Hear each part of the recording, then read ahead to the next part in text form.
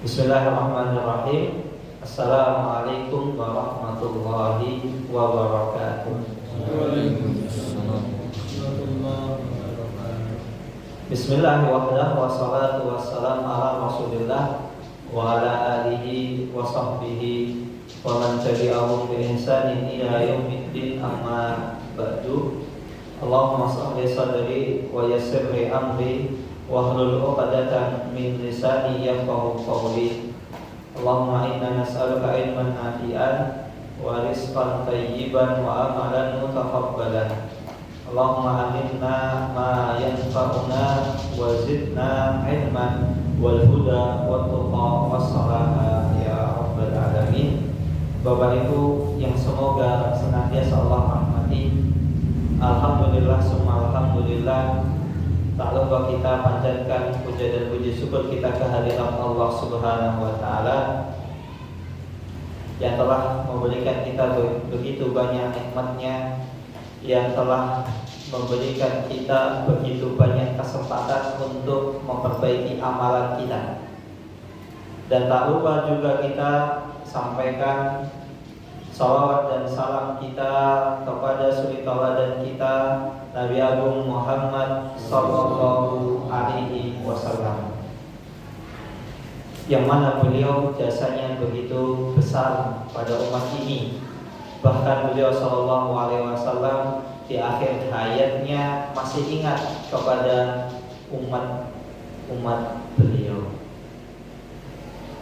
Kemudian Bapak Ibu yang dirahmati Allah Subhanahu wa taala, insyaallah pada malam hari ini kita akan melanjutkan kembali mempelajari sabda-sabda beliau Sallallahu Alaihi Wasallam, masih seputar rahmatul iyal, yaitu kasih sayang kepada keluarga, atau khususnya berkasih sayang kepada anak.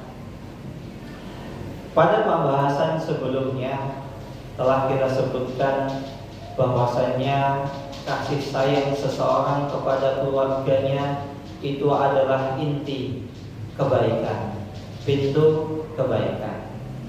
Maka pada pertemuan kali ini akan kita lanjutkan, yaitu tentang kasih sayang seorang ayah atau seorang ibu kepada anaknya.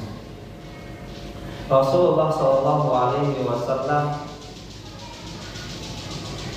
pernah bersabda, "Innahu man la yarham la yurham." Sesungguhnya barang siapa yang tidak berkasih sayang kepada orang lain, tidak kasih sayang, tidak mencintai, tidak berlemah lembut kepada orang lain, maka sejatinya orang tersebut adalah orang yang tidak layak untuk dikasih sayang. Kenapa Rasulullah SAW mengatakan hal demikian? Karena ketika itu Rasulullah SAW sedang bersama cucu beliau radhiyallahu taala anhu, yaitu Al Hasan ibnu Ali ibnu Abi Thalib radhiyallahu taala anhuma. Dan ketika itu beliau Shallallahu Alaihi Wasallam menciumi Hasan. Hasan ini cucunya, dicium oleh Rasulullah SAW. Sedangkan di samping beliau ada salah seorang sahabat yang sahabat ini mengatakan, "Ya Rasulullah, sesungguhnya aku memiliki 10 anak. Akan tetapi aku tidak pernah mencium sekalipun kepada anakku tersebut." Maka Rasulullah SAW mengatakan, barang siapa yang tidak berkasih sayang kepada anaknya, kepada keluarganya, sesungguhnya orang tersebut itu tidak layak untuk mendapatkan kasih sayang dari Allah Subhanahu wa ta'ala. Maka Bapak Ibu sekalian, jika seandainya kita selama ini selalu senantiasa merasakan susah duka yang ada setelah jatuh tertimpa tangga, coba kita cek. Kita sudahkah berkasih sayang? Sudahkah kita berlemah lembut kepada siapa? Keluarga kita. Makanya barometer seseorang itu layak mendapatkan kasih sayang Allah Subhanahu wa taala adalah dia berbuat baik kepada keluarganya. Maka hendaklah seseorang menjadikan peringatan, menjadikan renungan bahwasanya kasih sayang ini adalah suatu perkara yang sangat tinggi, sangat mulia di sisi Allah Subhanahu wa taala.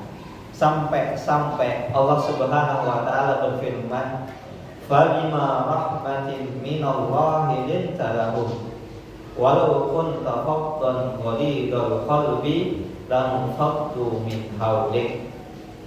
Kalau seandainya bukan karena sebab kasih sayang dari Allah Subhanahu wa taala, maka sungguh kalian tidak mungkin untuk berkasih sayang kepada mereka.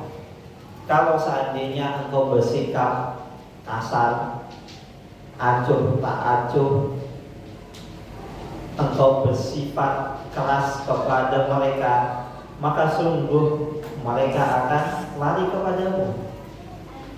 Maka Bapak Ibu sekalian, bisa kita dapati seorang anak itu tidak mungkin bisa berkasih sayang kepada orang tuanya kalau orang tuanya dahulu tidak berkasih sayang kepada anak tersebut. Itu adalah hal yang basic. Tapi bukan berarti ketika posisi kita sebagai anak, orang tua saya nggak pernah baik sama saya, terus saya balas dendam. Ya enggak, tidak sedemikian juga. Ini berlaku ketika apa? Sudah terlanjur. Kita sudah menjadi orang tua. Ternyata kenapa anak saya kok tidak baik sama saya? Coba cek. Kita ketika anak kita ini masih kecil, sudahkah kita berkasih sayang kepada anak kita? Sudahkah kita menemani usia emas anak kita? Sudahkah kita bersendagura kepada anak kita? Maka ini menjadi tolak ukur. Oleh karena itu, para ahli tafsir menafsirkan pada Fabima rahmatin minallah.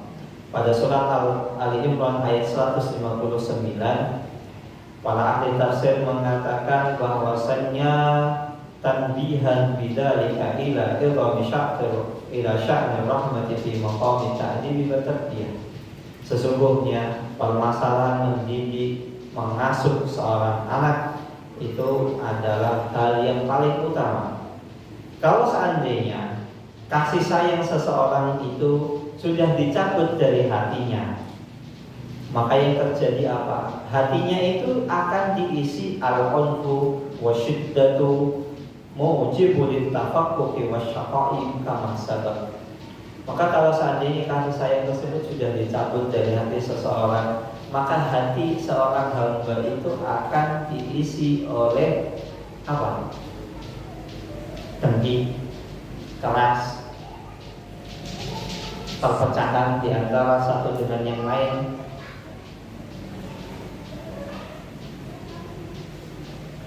Oleh karena itu Rasulullah SAW mengajarkan,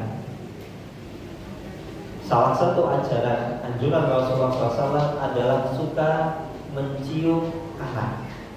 Suka mencium anak. Anak dikasih sayang nih, anak dicium. Karena mencium anak ini adalah awal mula, sumber utama seseorang itu mendapatkan pendidikan tarbiyah nafsiyah, pendidikan jiwa. Pendidikan anak itu dimulai dari apa? Mencium keningnya, memperoleh kasih sayang. Kalau seandainya orang tua tidak pernah mencium anaknya, bisa jadi apa? Bisa jadi timbul pada hati anak tersebut itu rasa dengki, rasa tidak merasa dipedulikan oleh orang tuanya. Dan begitu juga, bahkan bukan hanya misalnya seorang orang tua sudah mencium anaknya. Terkadang ketika seorang tua itu tidak bisa berlaku adil kepada sesama anaknya, antara anak satu dengan yang lain, sampai pun masalah mencium, kemudian masalah memeluk, wa ijlasu fil hijri, dan permasalahan misalnya ada satu anak yang misalnya ketika datang sini nak, duduk di pangkuan bapak, tapi anak satunya sini nak, duduk di samping bapak, sama-sama didudukkan, tapi yang satu didudukkan di pangkuan, di pahanya misalnya, satunya didudukkan di sampingnya, nggak sama-sama kan paha kita semua kan dua ya. Ada yang pahanya cuma satu? Nggak ada. Satunya di paha kanan, habisnya satunya di paha kiri. Tapi ini didudukkan di sampingnya. Apa yang terjadi? Wahablu alal atik, dan terkadang seseorang satu anaknya digendong di puncaknya, satunya enggak, cuma digendong misalnya di timang-timang. Ini beda. Perlakuan antara anak satu dengan yang lain itu tidak berlakukan sama. Maka Rasulullah SAW pernah menegur seseorang ketika datang anaknya, kemudian faqabbalahu, kemudian dia cium, wa aqadahu ala fahidihi, satunya didudukkan di pahanya, wa ja'athu biniyatin lahu fa'ajlasaha baina yadayhi, satunya datang kemudian didudukkan di sampingnya.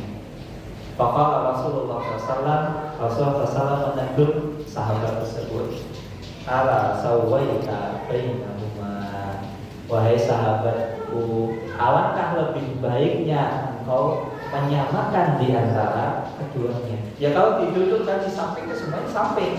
Kalau salah satunya didudukkan di paha kanan, ya satunya di paha kiri. Sama di sini bukan berarti ya kalau kanan dua-duanya harus kanan, enggak. Artinya maksudnya kalau satunya didudukkan di paha, ya satunya juga harus paha. Kalau satunya samping, ya samping. Rasulullah SAW menegur.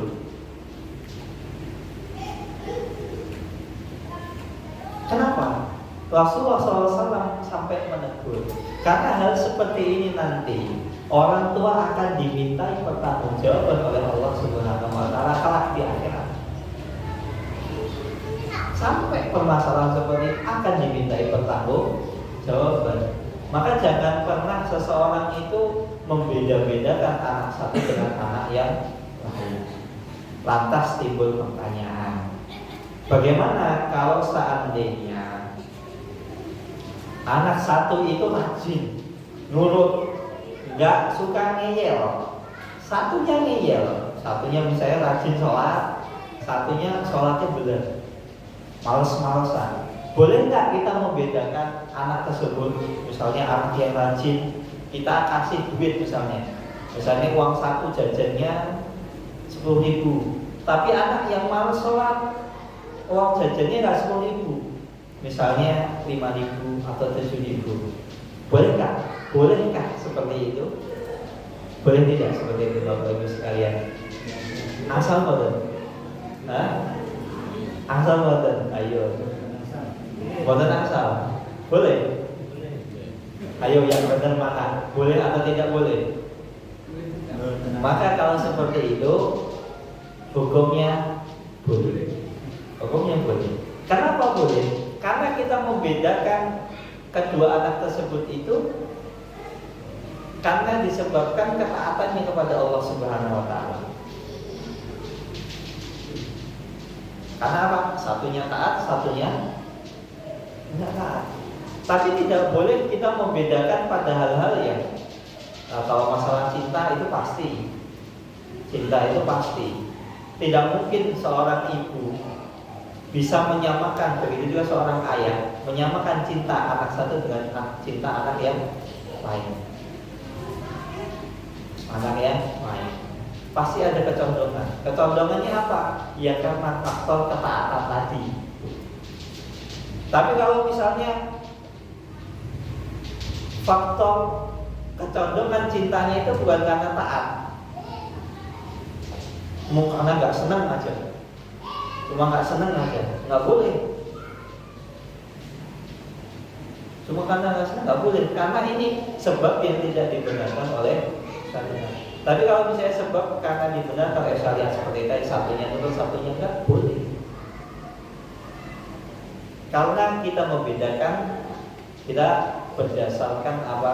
Kedekatan anak tersebut kepada Allah Subhanahu wa Ta'ala. Itu yang pertama diberikan. Yang kedua, kenapa? Bisa jadi ketika seseorang lebih kasih sayang kepada anak yang taat kepada Allah Subhanahu wa Ta'ala.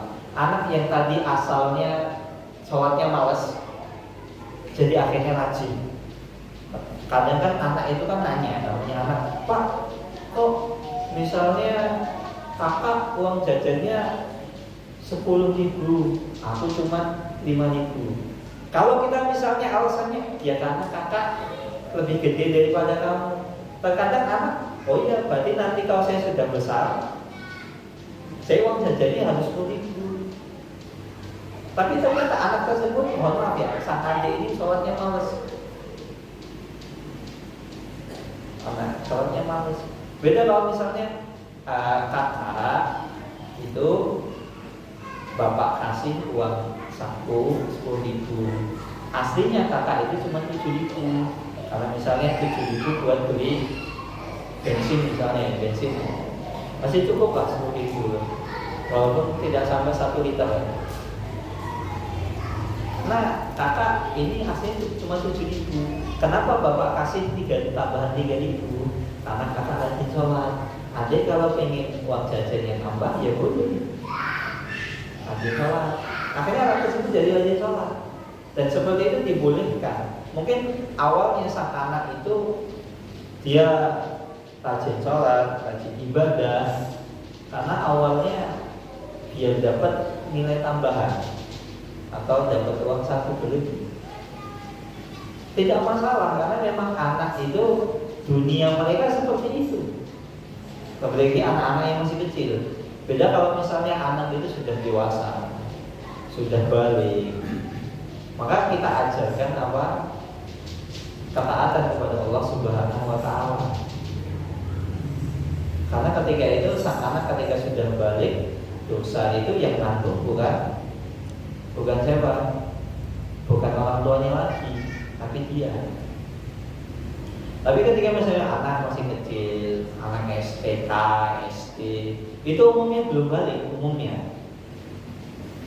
Maka pendidikan itu dimulai ketika kapan? Sejak kecil. Bahkan pendidikan itu dimulai sejak seseorang memilih ibu untuk anak-anaknya. Sejak kecil, Rasulullah SAW menganjurkan 7 tahun itu sering diajak ke masjid. Kapan dimulai diajak ke masjidnya? Kapan? 7 tahun. Ya enggak, sebelumnya. Karena kalau langsung 7 tahun diajak, belum tentu anak tersebut itu mau.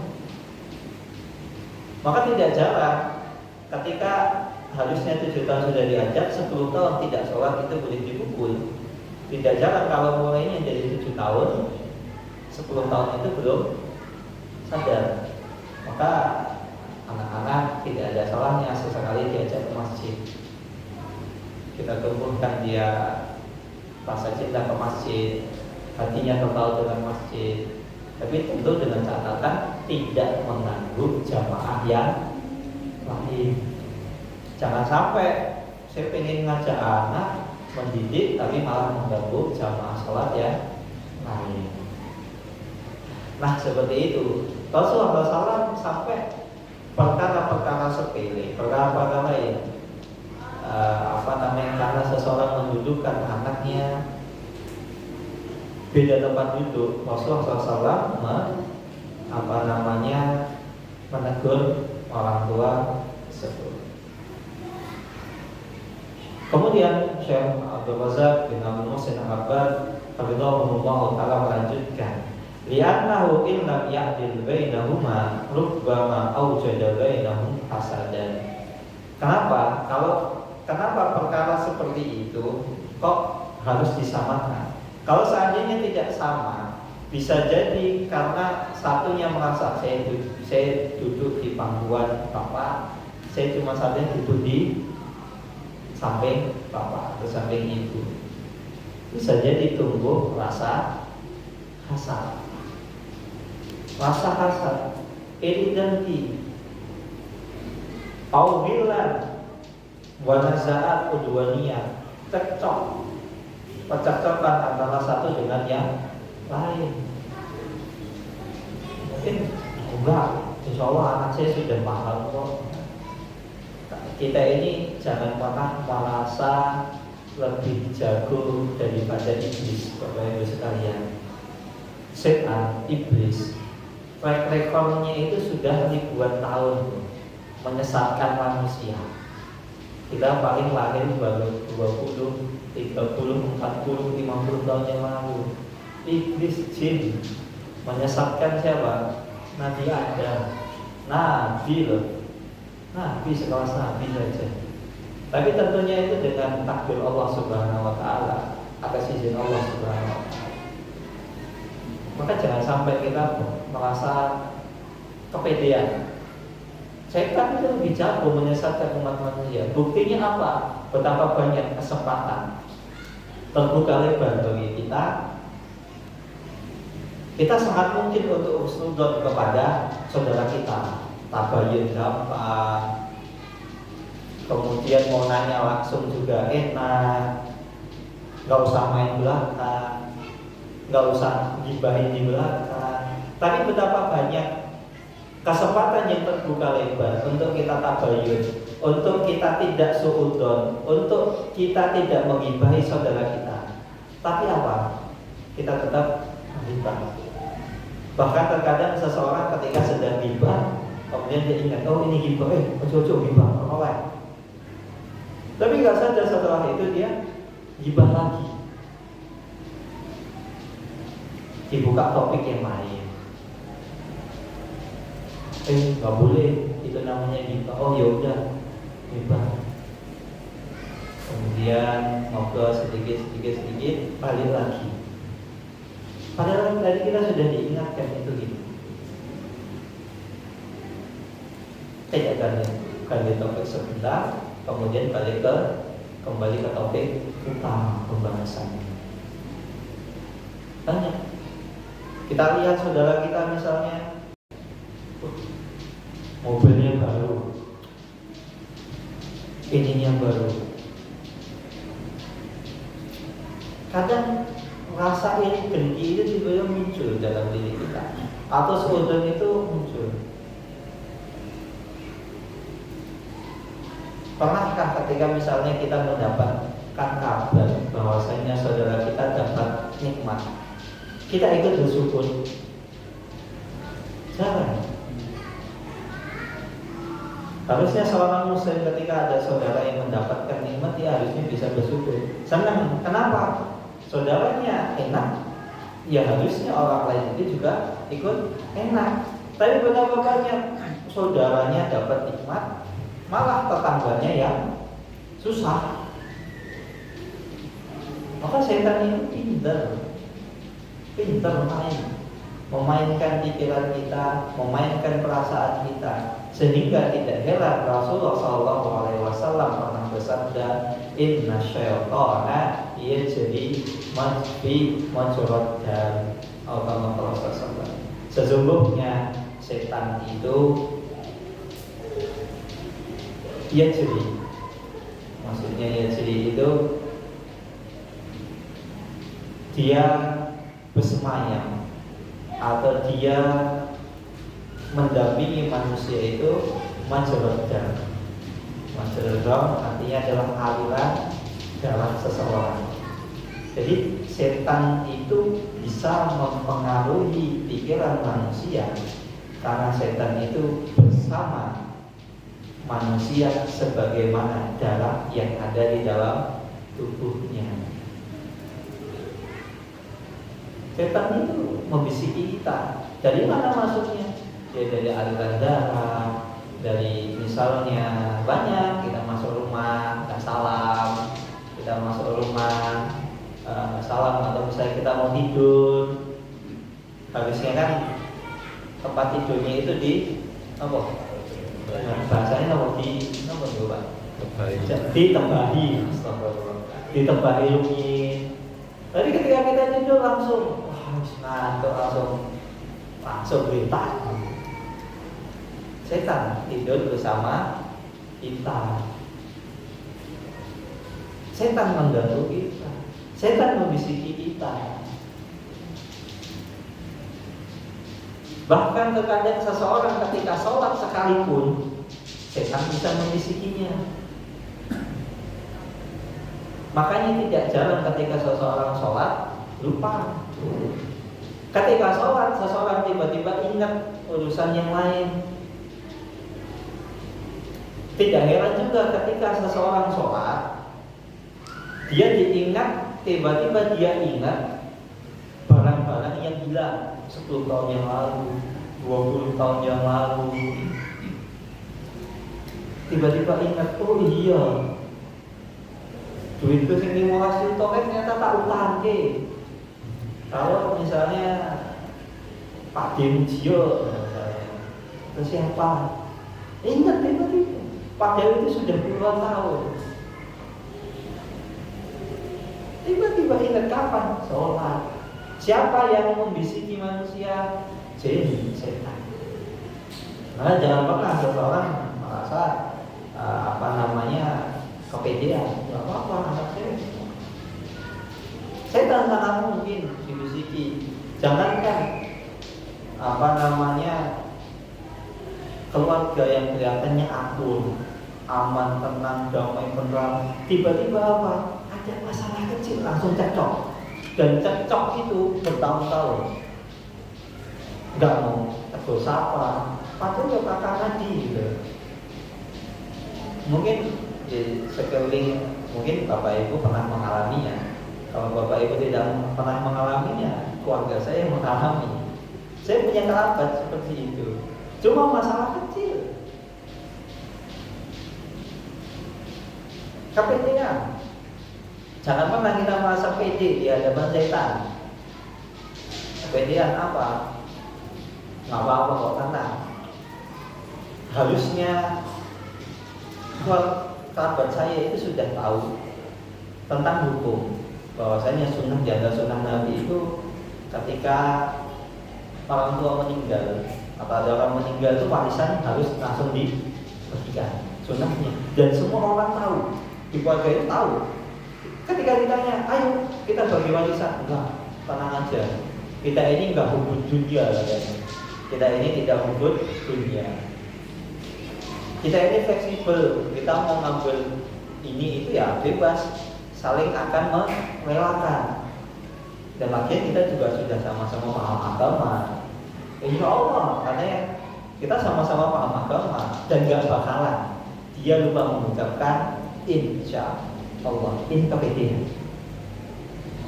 Akhirnya terjadi apa? Setahun kemudian cekcok. Dan terakhir kemarin, saya belum lama ini kan Sabtu kemarin saya pulang ke Solo.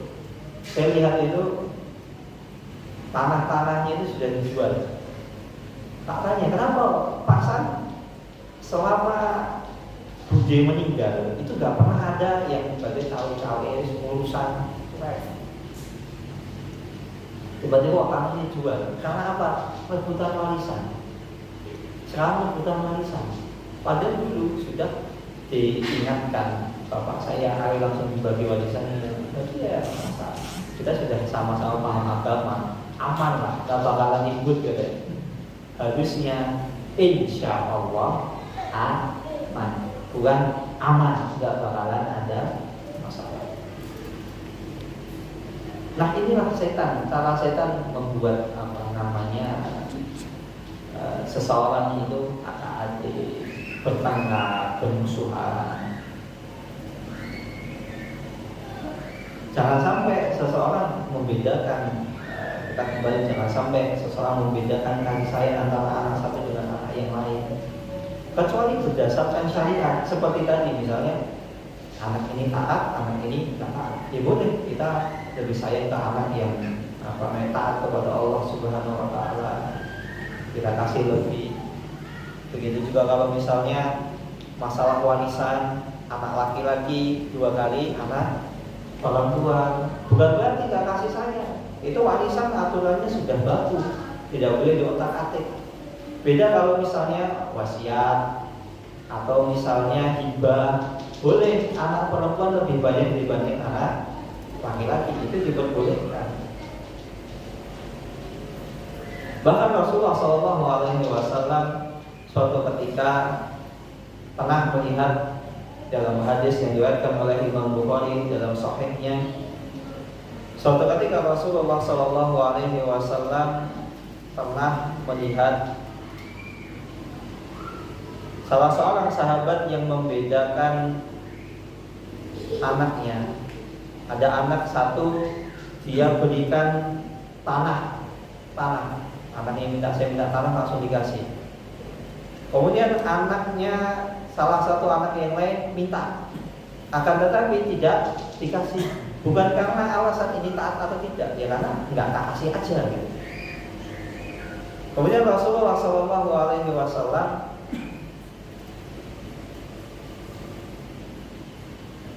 Rasulullah SAW mengingkari kepada orang tersebut, apakah engkau juga memberikan hak yang sama kepada anakmu yang lain? Kemudian dijawab, tidak ya Rasulullah. Kalau demikian, alangkah lebih bagusnya ketika engkau memberikan hak anakmu. Kalau misalnya anak satu diberi hibah, yang lain juga diberi hibah. Anak yang lain minta ini dikasih, anak yang ini juga dikasih. Ini tentu selama kita mampu, selama kita bisa, selama tidak menerjang apa yang Allah Subhanahu wa Ta'ala haramkan. Maka ketika itu Rasulullah SAW ketika tahu anak satu dengan yang lain tidak diberikan, anak yang A diberi, anak yang B tidak diberikan, maka Rasulullah SAW mengatakan, fattaqullaha wa'dilu baina auladikum. Bertakwalah engkau kepada Allah, wahai saudaraku, dan hendaklah engkau berlaku adil kepada anak-anakmu. Dan di riwayat yang lain, la asyhadu ala jawrin, sesungguhnya aku tidak mau menyaksikan suatu kezaliman yang terjadi di hadapanmu. Aku tidak membenarkan perbuatan ini, aku tidak mengesahkan perbuatan ini. Karena apa? Satu diberi, yang lain tidak diberikan. Bahkan Rasulullah SAW pernah bersabda, laisa minna man lam yarham saghirana wa yuwaqqir kabirana. Hadis tersebut diriwayatkan oleh Imam Tirmidzi. Bukan termasuk golongan kami seseorang yang tidak mau berkasih sayang kepada anak kecil. Pada anak kecil tidak lembut, pada anak kecil kasar, pada anak kecil tidak misalnya ngomongnya kasar gitu. Namanya anak kecil atau gimana kabarnya, sehat. Kepada anak kecil tidak memberikan udur, itu bukan golongan Rasulullah SAW. Walam yuwaqir kabirana, dan tidak menghormati orang yang lebih tua, tidak bersopan santun kepada orang yang lebih tua. Itu bukan golongan Rasulullah SAW. Maka di sini menunjukkan laisa minna, ini bukan sekadar ancaman, bukan sekadar ancaman. Ini menunjukkan laisa minna ini adalah sesuatu hal yang sudah salah, suatu hal yang bahaya. Rasulullah SAW tidak menganggap umatnya, tidak menganggap orang tersebut itu bagian kaum muslimin. Artinya apa? Imannya orang tersebut itu sedang bermasalah. Imannya orang tersebut itu kurang. Tidak layak seorang muslim itu tidak berkasih sayang kepada anak kecil. Misalnya orang sudah gede, misalnya sudah balik, kemudian suka mendolimi anak kecil. Patut tidak seperti itu? Tidak patut sama sekali. Bahkan bercanda pun itu ada batasannya. Boleh seseorang bercanda kepada anak kecil, mainan kepada anak kecil boleh, tapi tidak boleh melebihi batasan yang telah ditetapkan. Misalnya bercanda sampai akhirnya melukai, menciderai, itu bukan namanya bercanda, itu kezaliman. Kalau namanya bercanda ya guyon, misalnya ya kita sesekali bercanda, ayo main bareng, ayo. Maka kalau misalnya ada tetangga kita, Bapak Ibu sekalian, ada saudara kita, dia bisa bercanda kepada anak orang lain, insya Allah kepada anak sendiri dia lebih kasih sayang. Umumnya seperti itu. Ya walaupun mungkin ada sama anak orang lain itu baik, sama anak sendiri itu tidak baik. Nah kalau ada fenomena seperti itu, yaitu kebalik, itu artinya dia sudah keluar dari tabiat asal. Ya mungkin itu ada, mungkin ada, tapi itu bukan tabiat asal seorang yang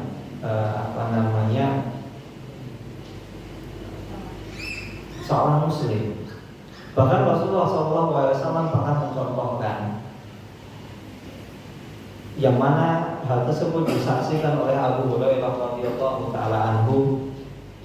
Abu Hurairah radhiyallahu taala anhu berkata, sesungguhnya aku mendengar dengan kedua telingaku dan aku melihat dengan kedua mataku bahwasannya Rasulullah sallallahu alaihi wasallam akhadha bi yadayhi jami'an bi kaffai Hasan awil Husain.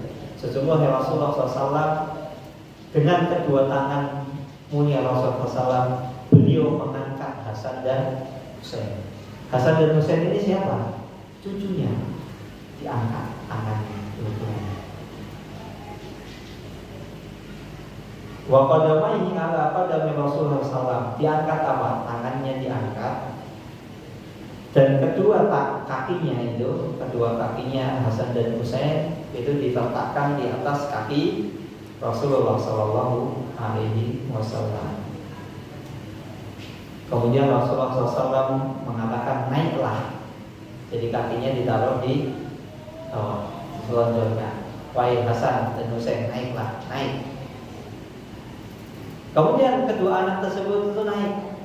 Hatta wada'a qadamai ala sadri Rasulullah SAW, sampai Hasan dan Husain ini meletakkan kakinya di atas dada Rasulullah SAW, menginjak dada beliau. Ini ngajak main.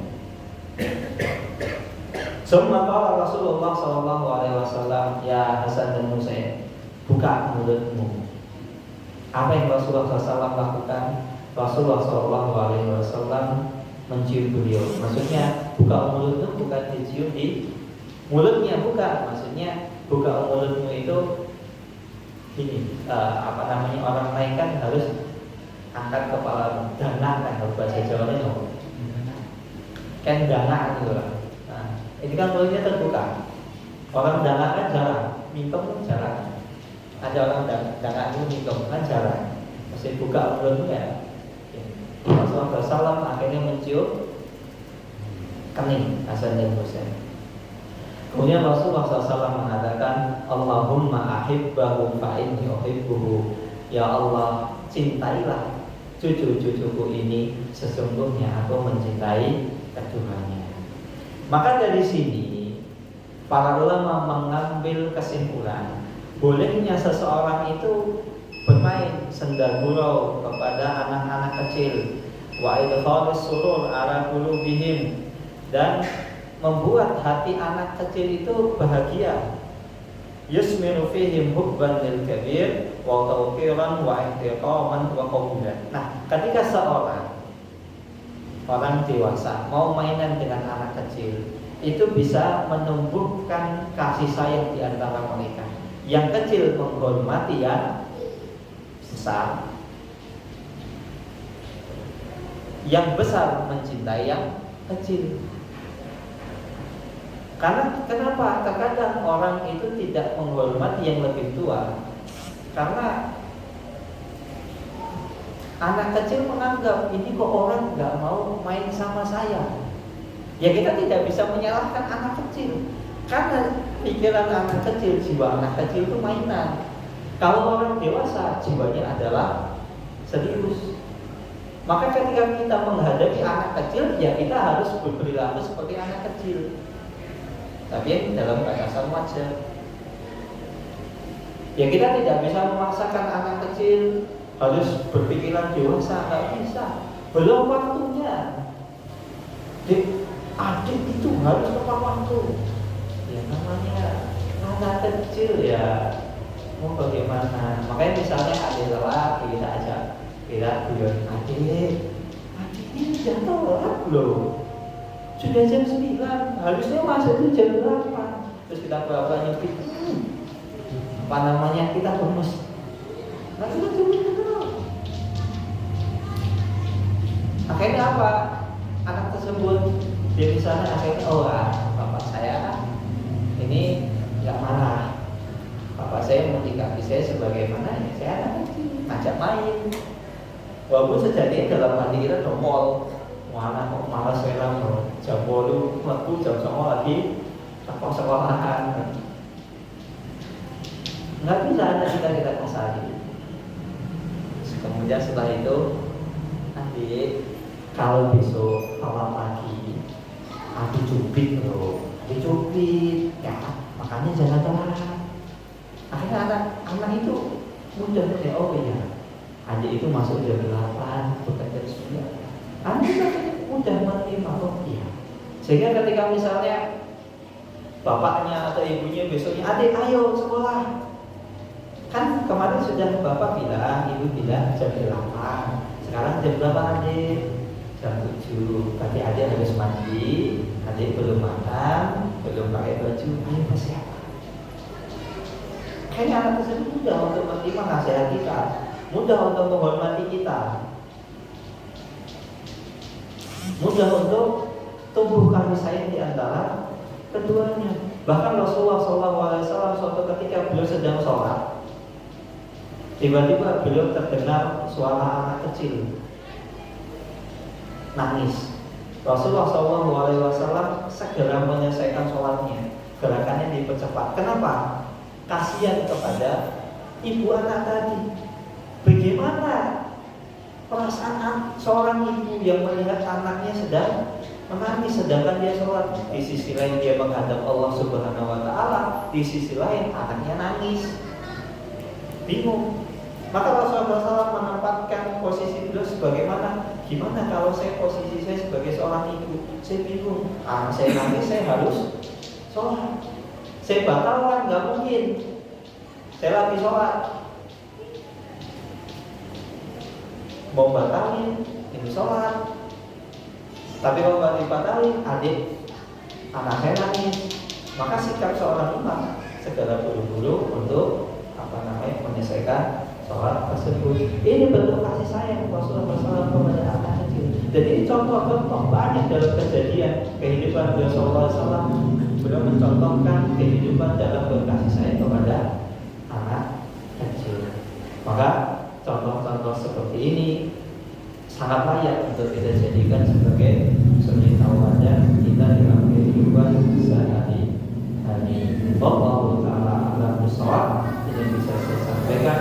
Kalau berikutnya mohon maaf. Ada pertanyaan? Boleh. Boleh. Terima kasih Mas. Dua pertanyaan. Yang pertama, ketika tadi ada hadiah yang ada hadiah. Hadiahnya kan karena kaitannya dengan perkataan. Nah terus kaitnya dengan hibah. Hibah ini mungkin yang diberikan suatu juga. Nah di sini faktanya itu apa sama atau tidak? Hibah. Yang kedua, tanggal 18 itu kan hari ibu. Ya. Saya itu di SMS dari Selatan tadi itu kan pagi itu ada senam. Nah, terus sama sebelumnya itu saya biasakan untuk memberikan hadiah surprise. Nah kemudian saya ada terus saya tutup terus paginya itu hari Sabtunya saya berikan sana. Terus saya ingat yang namanya surprise itu kan hadir, jadi tiap hari kan dapat. Nah ini ternyata di sana itu diundi. Nah diundi apakah termasuk ngaji nasib atau termasuk apa ya kuliah ketiga. Terus satu lagi Pak, dua periode itu pas 17 Agustus itu saya dapat sekitar terus Pak, 2 kali. Alhamdulillah. Ya, ini kan tunggu apa ujiannya di situ. Ini kuliah. Pertanyaan pertama tentang kadar hibah. Bolehkah hibah itu beda antara anak satu dengan yang lain? Boleh. Hibah itu boleh. Misalnya anak pertama kita kasih 100 juta, anak kedua 25 juta, boleh. Dengan catatan tidak boleh melebihi sepertiga harta kekayaan kita. Itu boleh. Intinya nggak boleh melebihi sepertiga. Batas maksimal sepertiga. Beda dikit nggak masalah. Misalnya yang 100 juta, anaknya taat banget sama saya, manut. Satunya 25 juta, ya karena anak ini nyanyi lagi misalnya 25 juta, nggak masalah. Itu hibah nggak ada, boleh, beda boleh. Intinya tidak boleh sepertiga, lebih dari sepertiga harta kekayaan kita. Itu pertanyaan pertama. Pertanyaan kedua, saya kira itu tadi, boleh nggak kita memberi hadiah kepada ibu kita karena bertepatan dengan hari ibu misalnya? Ya boleh gitu. Saya kira pertanyaannya itu. Kalau pertanyaannya itu boleh. Cuma yang lebih baik adalah memberi hadiah kepada orang tua kita bukan ketika hari ibu atau hari ayah saja. Setiap hari kita berbuat baik, setiap hari kita memberi hadiah. Nah, kenapa kok ada hari ibu? Karena orang Barat itu orang yang tidak menghargai ibunya. Bisa Bapak Ibu buktikan. Misalnya kalau ketemu orang bule tanya, orang bule itu kalau sudah 16 tahun, dia sudah pisah kepada orang tuanya, sudah rumah sendiri. Dan sejak itu nggak ingat orang tuanya. Makanya banyak dikisahkan. Salah satu kisah yang disampaikan oleh Syekh Abdul Razak. Beliau pernah lihat orang Inggris masuk Islam. Gara-gara apa? Beliau ketika itu nuntut ibunya. Kemudian ada orang Inggris tanya, "Wahai saudaraku, engkau menuntut ibumu yang sudah tua?" "Iya, saya tuntut." "Kenapa tuntut?" "Ini anjuran agama saya." "Oh, anjuran agamamu apa?" "Islam." Saat itu orang Inggris tersebut syahadat. Nah, saya kira pertanyaannya itu. Nah, ternyata pertanyaannya, boleh nggak kita undian doorpass tadi? Nah, kalau undian doorpass tadi itu kalau yang dapat hadiah itu hanya orang yang membawa hadiah. Kan biasanya ada acara gitu. Ketika datang acara sudah diwanti-wanti, diwaro-waro, suruh bawa hadiah. Tapi ternyata yang dapat hadiah itu hanya orang yang membawa hadiah, maka itu tidak boleh. Tapi kalau seandainya yang dapat hadiah itu juga termasuk orang yang tidak membawa, umum pokoknya hadiah apa yang dibawa nanti kita bagikan, ya walaupun diundi, dikocok. Apakah itu mengambil nasib? Bukan. Karena ini hadiah tersebut tidak dipersyaratkan hanya untuk orang yang membawa hadiah saja, umum. Dan terus hadiah ini bentuknya apa? Ini bentuk sukarela. Memang murni hadiah, murni sukarela, murni tolong menolong. Bukan tolong menolong yang dipersyaratkan. Saya bawa hadiah, tapi saya juga harus dapat hadiah. Itu nggak boleh. Jadi kalau misalnya ada seperti itu, yang bawa hadiah nanti hadiahnya diundi, ya boleh. Tapi yang nggak bawa hadiah tetap harus dapat. Itu yang kedua. Yang ketiga tadi adalah alhamdulillah setiap 2 tahun ini 17 Agustus selalu dapat hadiah sepeda. Itu berarti diundi ya Pak. Apakah dipersyaratkan ketika itu dalam rangka apa Pak? Gerak jalan 17-an misalnya gerak jalan Gratis. misalnya gerak jalan sehat ya 17 Agustus. Apakah pesertanya itu dipersyaratkan untuk ketika ikut gerak jalan dia bayar? Enggak. Wonten gimana? Enggak. Wonten. Berarti boleh. Tapi kalau misalnya ketika gerak jalan itu kita harus beli tiket sekian, bayar sekian, terus baru kita dapat nomor undian, maka itu nggak boleh. Tapi kalau misalnya gerak jalan ini murni, hadiah dari mana? Misalnya dari sponsor atau dari donatur atau ngambil uang misalnya uang kas RT misalnya. Ya misalnya kita bentar lagi tutup buku yo, tutup bukunya setiap Agustus misalnya, bukan setiap akhir tahun. Dana kas RT harus habis misal. Akhirnya uang kas RT semua diberikan hadiah. Ayo Bapak Ibu kita gerak jalan 17 Agustus. Hadiahnya ini. Bapak Ibu tidak dipungut biaya. Hadiah murni dari kas RT. Asal boten boleh seperti itu. Karena kita ikut nggak harus bayar, nggak harus apa. Dan hadiah tersebut murni dari sponsor atau misalnya kita menggait misalnya ya saudara kita misalnya punya usaha, misalnya usaha apa? Usaha apa? Kuliner. Yang dapat nanti ada kupon dapat makan gratis di rumah makannya boleh. Tidak masalah, boleh. Jadi Sah. kalau Kalau tidak bayar tidak dipersyaratkan itu boleh. kalau bayar Tapi kalau bayar nggak boleh. Allah Taala. Justru kalau dapat lagi saya. Tapi kalau misalnya bapak kan sudah dapat sepeda 2 kali, daripada bosan boleh Pak dikasih yang lain boleh. Siap rampung Pak.